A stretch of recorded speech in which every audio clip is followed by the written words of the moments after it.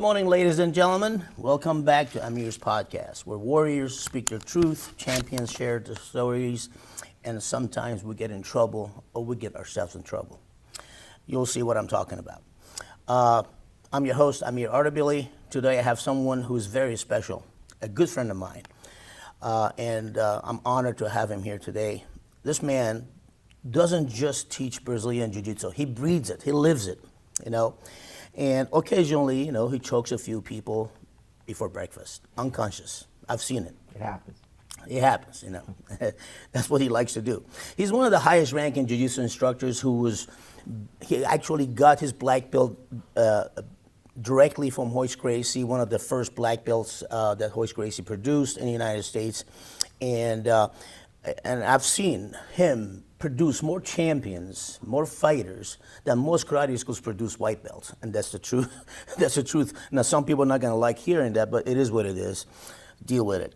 So, in Florida, I call him Godfather of Jiu-Jitsu, and so many people believe in that. I believe him. I call him a father of Jiu-Jitsu in Florida because no matter where you go, his footprint is everywhere. All right, and so a lot of the Jiu-Jitsu schools in Tampa Bay area that they teach or claim they teach Brazilian Jiu-Jitsu, whether they like it or not, he's the reason they're in business, all right?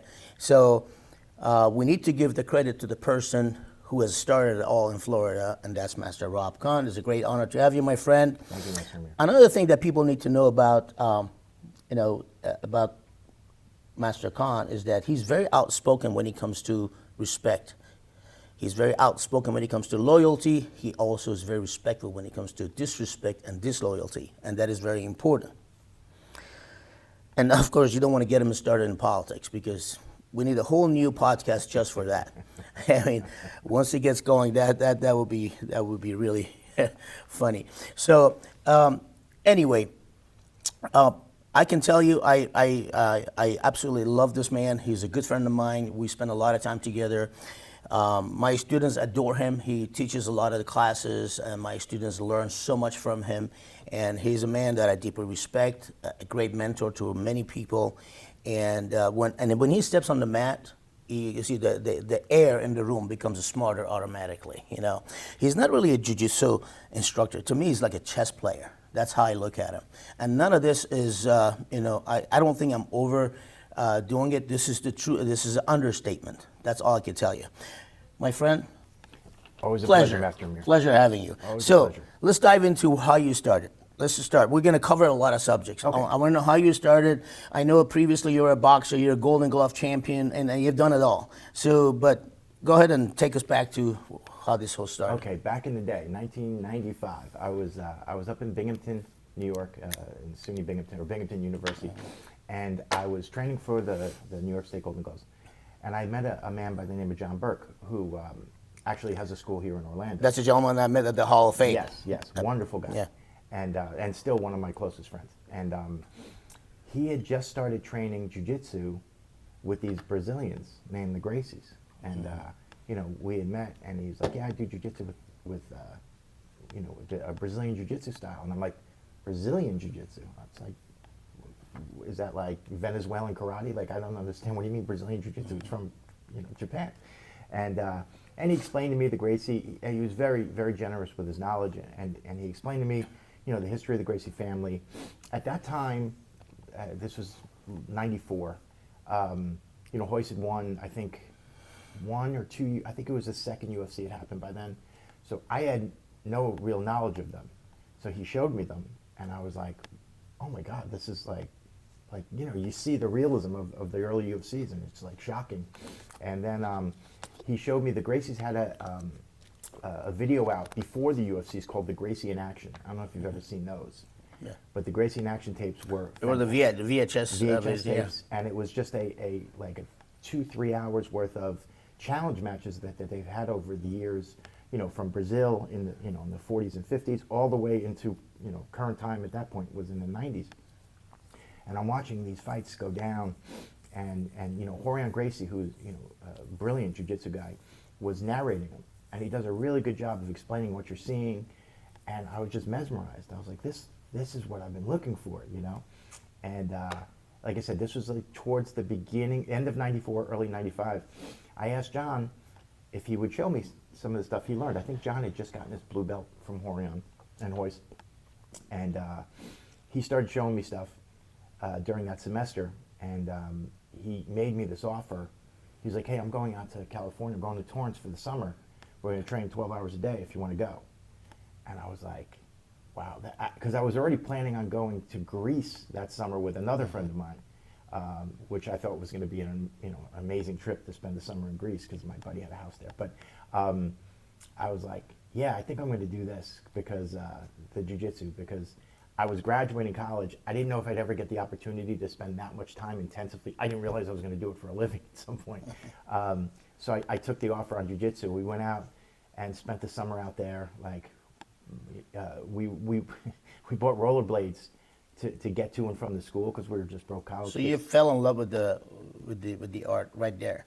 Absolute, like first love, like instantly. Like after my first lesson, I was thinking about jiu-jitsu and like all the possibilities, and I would watch those in action tapes to the point where I had them memorized. I could literally do the dialogue start to finish for all like 3 hours of the challenge matches.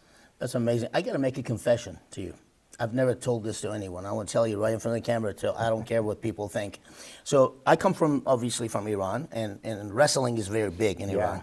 So ground fighting for us is wrestling. Okay. So coming from a wrestling background, which I've done a lot, and with martial arts, and of course I was more of a sanda fighter or sanshao or kung fu fighting. I remember when the first videos of Royce Gracie, Gracie's, they had instructional videos, VHS. Somebody bought them for me as a gift. And I told myself, hey, who the hell is going to learn from the video? I mean, come on. I mean, you have to have some kind of a background. I started with judo. My father and I started with judo. That was my first art I learned. Then I got into kung fu and Muay Thai and stuff like that. I actually learned my first jiu-jitsu move from Royce Gracie on the video. On the videos. I kid you not. I kid you not. And I don't mind admitting it because to me he's one of the biggest names. And you came from that. But because at that time nobody had a jiu-jitsu school. I said, well, let me watch this video, see if I can learn anything. And actually I did. I learned a few good moves that I still teach it to my students. They were terrific. I watched those. I memorized those too. They were phenomenal instructional videos. Yeah, so I still have the videos. I have saved them. And it's been years, but go ahead. I'm sorry, I had to interrupt you, but I had to make that confession. That I forgot where we left off. We're talking about how you fell in love with the art immediately, right off the bat. Oh yeah, I fell in love that summer, and then when I came back, I had the bug. And at that time in New York, Henzo didn't get to Manhattan yet, so there was no jiu-jitsu that I knew of there. So I decided to pack up my bags and move to California. And I left, and I wound up still loving the jiu-jitsu, just wasn't crazy about the California lifestyle, the traffic, the congestion, there's so many things I didn't like about it. So I lasted about a year out there. Training was great, and I had some pretty big injuries while I was there. So I decided to go back to New York. Henzo had opened up in Manhattan. I figured I can go down do some training with him. And I got back to New York. I started going down to Henzo's. Did a private with Henzo's. If you've never met Henzo, he's like the nicest human being. He's like you. He's just like always happy, always nice, always gracious. And I did a private with Henzo, and he's like, man, he's like, you're a kid. You can't afford what I have to charge for this stuff. He's like, my cousin Rodrigo just got here to Manhattan. He's gonna show you everything I show you for half the price. You go with my cousin. Like, it was such a gracious thing to do, Yeah. So he introduced me to Rodrigo, and to this day we're friends. I love Rodrigo, but I still kept my friendship and relationship with Royce. So I'd fly out to California for like small trips, train at the Gracie Academy. Royce started doing, Royce has a very big seminar tour, and a lot of it back then was focused in the Northeast. So when Royce would come, to the Northeast area, I would follow him around to like all the seminars. I'd go for the weekend or 4 or 5, take some time off work, go 3, 4, 5 days and follow Royce wherever he was, and did a lot of training with Royce, and then also supplementing with Rodrigo. And that's how it went from, say, the mid 90s all the way until 2004. And it was actually pretty funny because I'd always thought, at some point, I learned so much from Rodrigo Gracie too. Like I always felt like he was a big part of. He is a big part of my, my training. I always kind of felt like bad that he wasn't going to be there the day I got my black belt. And then like the way life works out, Rodrigo wound up partnering with Royce and started working for his networks like 6 months or so, or maybe a year, probably less than a year, but right before I got my black belt. So the day Royce called us for a black belt, he asked me to come to North Carolina, which I thought was odd. Like Royce is, he knew I'd follow him around the Northeast, but he never asked me to go like across the country, because what did you need for down there? Because he was very secretive about it. And then, we flew down to North Carolina, and Rodrigo was there, Royce was there. We did the whole seminar. At the end, he gave 5 of us black belts. Out of there's like. And John was one of them. Me, John Burke, which was also phenomenal because the guy who got me started, the guy who got his black belt with you in the same time. He was my roommate in California. And I liked him so much when I met him at the Hall of Fame. He was such a gentleman. He's a wonderful guy. He's wonderful. His wife's wonderful. They're just really, really good people. And we've been friends now since literally 1994. That's amazing. And it was, like I said, it was great to have Royce hand me the belt, and Rodrigo was like the first person to congratulate. What a great honor. It was That's still fantastic. one of my favorite moments of my life. Fantastic. So I have a question, and maybe you could clarify that for me and, of course, for some of the viewers. I probably know the answer because I've been around people like you and martial arts for a long time. But so we know Japanese Jiu-Jitsu has been around forever. But what's the difference between Japanese Jiu-Jitsu and the Brazilian Jiu-Jitsu? That's what I'd like to know. And a lot of people ask that question because I know Brazilian Jiu-Jitsu was developed by the father. Yeah, Elliot Gracie. Elliot Gracie. So if you could explain that to us. Sure. So traditional, well, there has been a lot of splits in martial arts, and at one, Jiu-Jitsu, obviously judo comes from Jiu-Jitsu, and at some point, a guy by the name of what was his name? I'm losing my mind. A Brazilian Jiu-Jitsu or a Jiu-Jitsu / judo Japanese master came to Brazil, and I'm sorry. Could we start that over again? I messed up. No, go ahead. No, that's fine. You're gonna be able to. No, don't worry about it. I love that. I love the fact that we mess up and we forget things. Let's go ahead. All right, ask me the question again. The question was that the difference between Japanese Jiu-Jitsu and the Brazilian Jiu-Jitsu. I got you. So traditionally, the Japanese Jiu-Jitsu, I believe there was a separation at some point when they created judo.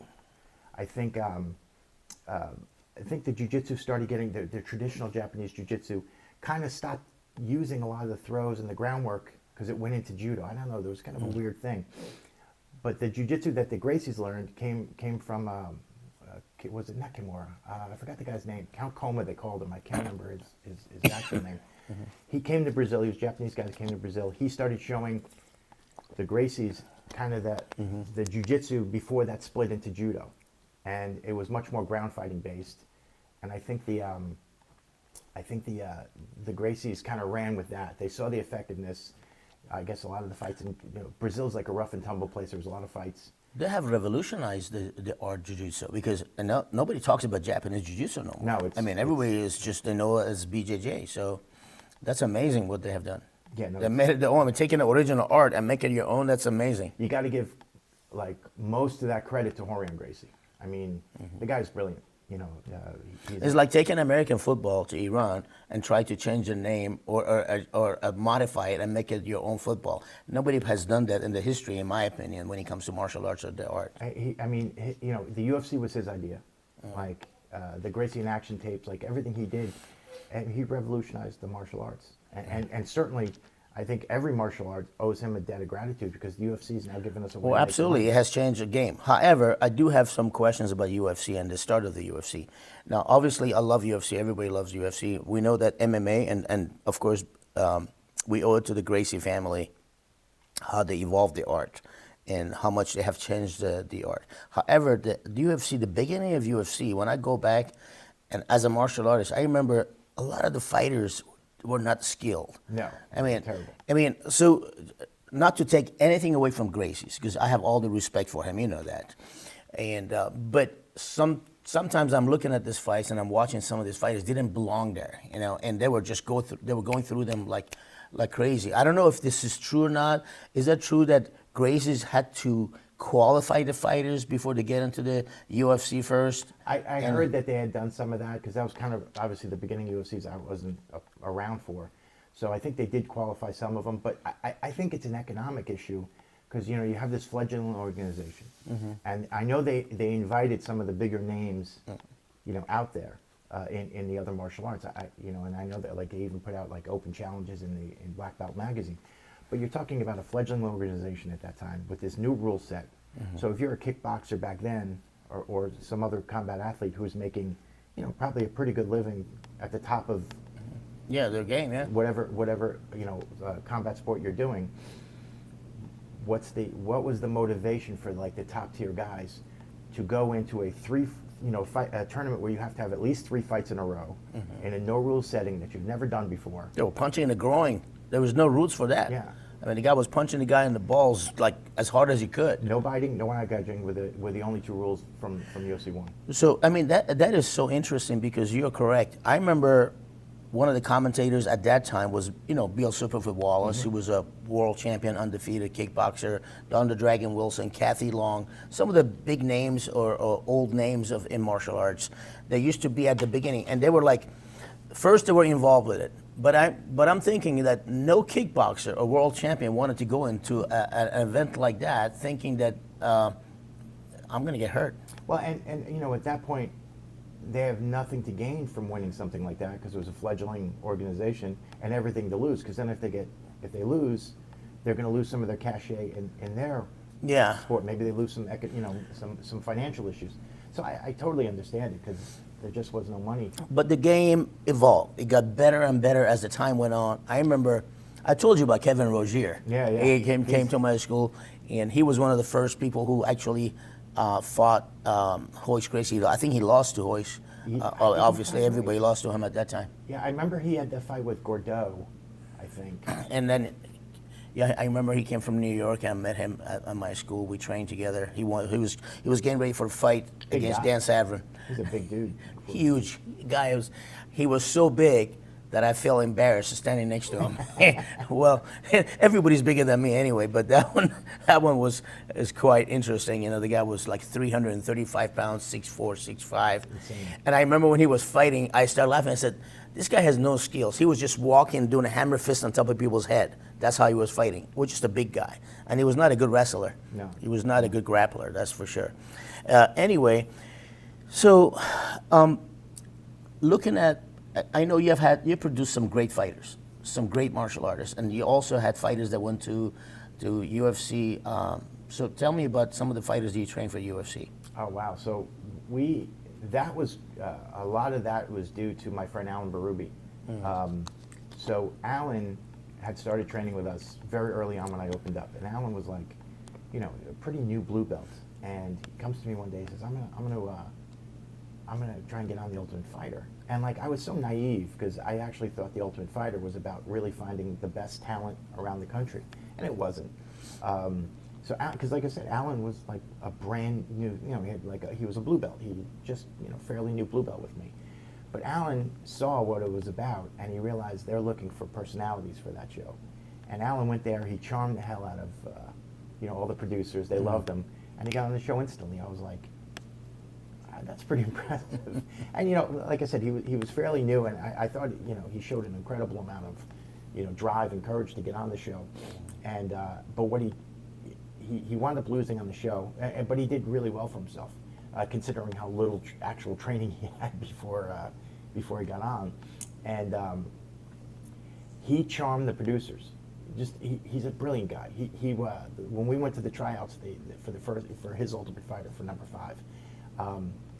He owned a restaurant here in Tampa called Monster Lobster, and he catered the tryout for all the producers and stuff. He brought them all lobster rolls, and he handed them out while he trained. I mean, the guy was brilliant, and he got on the show.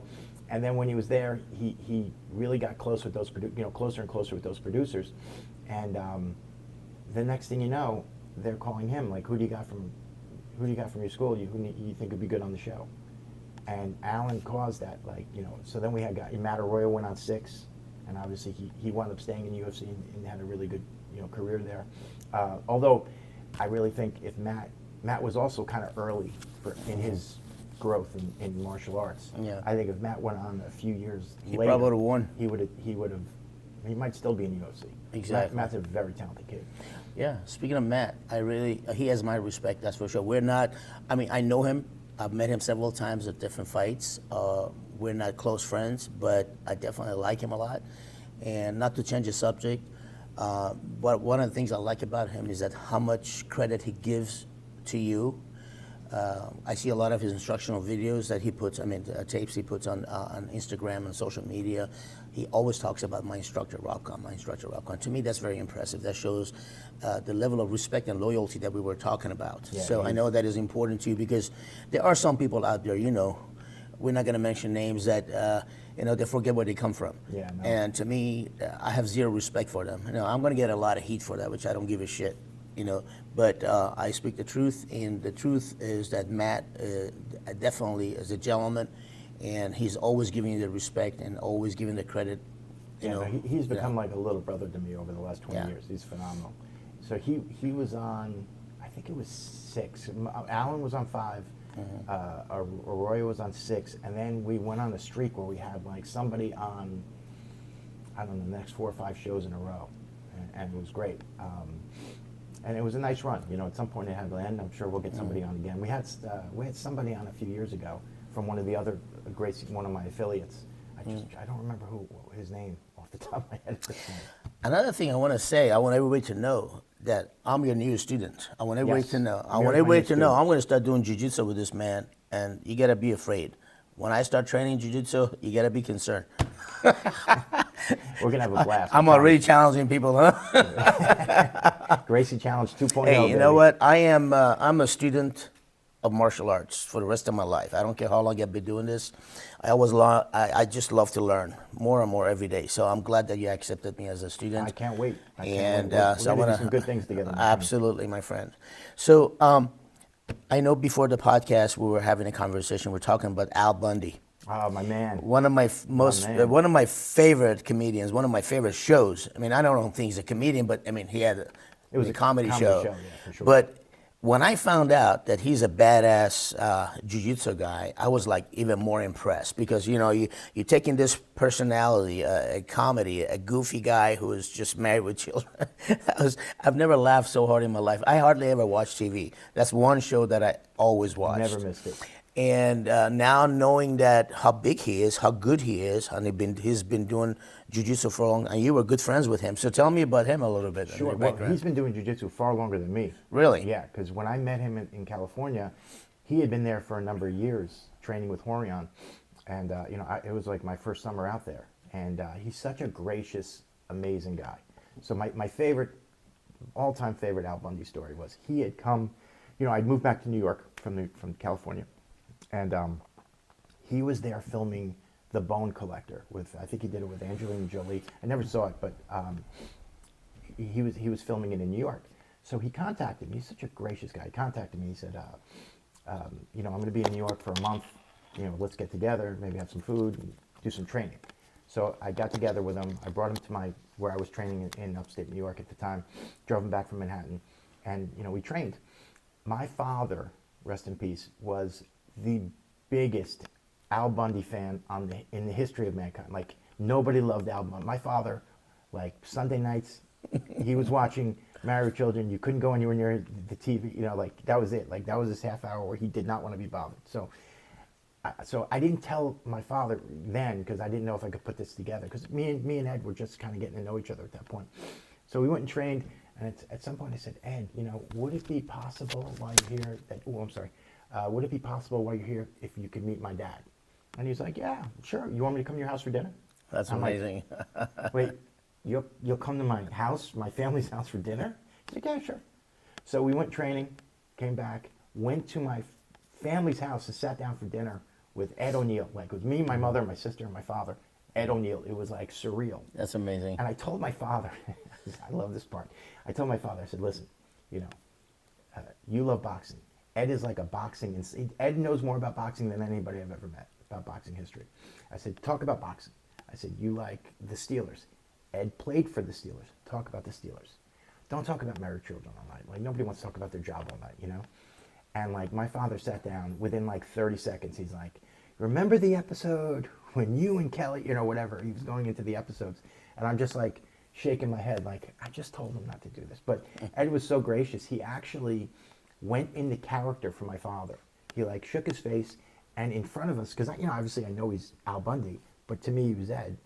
But I can't explain it any other way. He went into the character. And he shook his face and he just became Al Bundy in my living room and started doing some of the dialogue. You know, he remembered some of the scenes. He was doing scenes for my father. It was one of the most surreal and coolest moments I've ever spent. That's amazing. And I see a lot of other celebrities and actors getting into BJJ. Yes. Yeah. All right. I know Tom Brady's wife is dating a Brazilian Jiu-Jitsu guy and learning, supposedly. Yeah. But I know that. But I know there's some actors that actually seriously training. Yes. You know, I forgot the guy's name, Mario, whatever his name is. I know you're talking about Saved by the Bell kid, I think, right? Yeah, I think so. Yeah. I forgot the name. I mean, but I see it all the time. Ashton Kutcher does jiu-jitsu. Yeah.